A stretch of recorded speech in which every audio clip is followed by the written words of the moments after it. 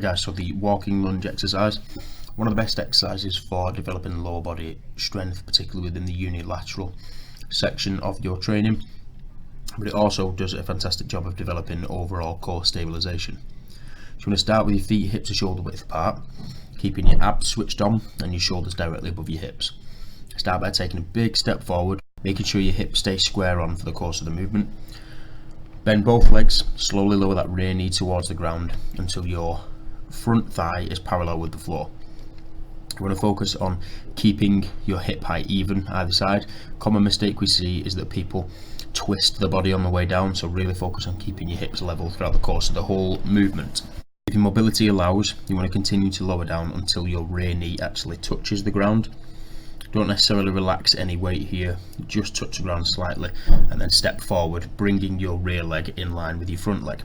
But the key with a lunge in comparison to a split squat is that transition of your body weight over your hips. So you really want to make sure that you're driving through the middle of your foot and pulling your rear leg through back to the standing position. Common mistake we also see is what's called a tightrope lunge, which is where people's feet actually become too narrow and then they lose a significant amount of stability. So just make sure that you maintain your feet hip to shoulder width apart throughout the course of the whole movement.